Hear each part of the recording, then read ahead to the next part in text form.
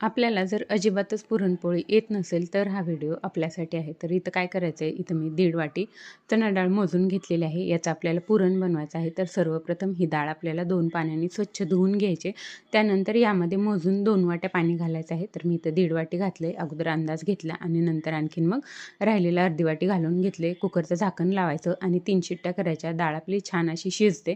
पाहू शकता जराही आपलं पाणी इथं जास्त होत नाही. आता मला कटाची आमटी करायची आहे. त्यासाठी मी इथं वरतून यामध्ये पाणी घालत आहे. आपल्याला आमटी जेवढी करायची असेल अंदाजाने तेवढं पाणी घालायचं आणि 2-3 मिनिट चांगलं हे उकळू द्यायचं. म्हणजे जी आपली डाळ आहे तीही छान सॉफ्ट तयार होते आणि आपल्या कटाच्या आमटीसाठी आपल्याला एळवणही मिळतं. तर हे पाणी जे आहे ते गाळून घ्यायचं आहे आणि जेवढी आपण डाळ घेतलेली होती त्याच्या अर्धा आपल्याला इथं गूळ आणि साखरेचं मिश्रण घालायचं आहे. यामध्ये थोडीशी हळद घातलेली आहे आणि फ्लेवर ॲड करण्यासाठी यामध्ये मी जायफळ किसून घातलेला आहे. जायफळ आणि गूळ एकसोबत शिजल्यानंतर छान असा फ्लेवर जो आहे तो जायफळाचा पुरणामध्ये उतरतो. तर एक 3 ते 4 मिनिट हे चांगलं शिजवून घ्यायचे.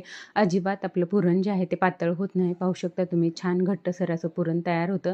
भांड्याचं सुटायला लागलं की समजायला तर आपलं पुरण शिजलेलं आहे. आता जाळीमध्ये मी हे काढून घेतलेलं आहे आणि गरम-गरम पुरण वाटून घ्यायचं म्हणजे आपलं पुरण जे आहे ते छान वाटलं जातं. थंड झाल्याच्या नंतर पुरण वाटायला जड जातं. त्यामुळे हे गरम-गरम छान असं वाटून घ्यायचं आहे. इथे पाहू शकता छान मोकळं सुटसुटीत असं आपलं पुरण जे आहे ते तयार झालेलं आहे. आता हे थंड होण्यासाठी ठेवून देते.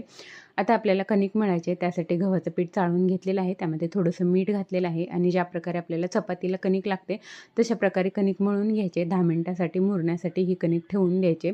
आता इथं पुरण जे आहे ते छान थंड झालेलं आहे आपलं. यामध्ये वेलची पूड घातलेली आहे. मिक्स करायचे आणि छोटे-छोटे गोळे याचे बनवून घ्यायचेत म्हणजे आपल्याला पोळी बनवायला सोपं जातं. आता आपली जी कणिक आहे तीही छान मुरलेली आहे. तर त्याला तेलाचा हात लावून छान असं हे मळून घ्यायचं आहे. म्हणजे आपली कणिक लवचिक होते आणि आपली पुरणपोळी जी आहे ती फाटत नाही लाटते वेळेला. तर छान असं जी कणिक आहे ती छान लवचिक करून घ्यायची. त्यानंतर छोटे-छोटे गोळे याचे काढून घ्यायचे. पुरणाचा गोळा आणि कणकेचा गोळा इथं पाहू शकता तुम्ही मी घेतलेला आहे. आपण जर नवीनच पुरणपोळी बनवत असाल तर खूप जास्त पुरण पोळीमध्ये घालायचं नाही. कणकेपेक्षा थोडंसं कमी पुरण घालायचं. म्हणजे जी आपली पोळी आहे ती आपल्याला व्यवस्थित अशी लाटता येते. छान असा उंडा तयार करून घ्यायचा. कोरड्या पिठामध्ये बुडवून घ्यायचा आहे आणि हलक्या हाताने तो लाटून घ्यायचा आहे. जशी गरज पडेल तसं कोरडं पीठ यावरती लावत जायचं आहे म्हणजे आपली पोळी पोळपाटाला चिटकत नाही.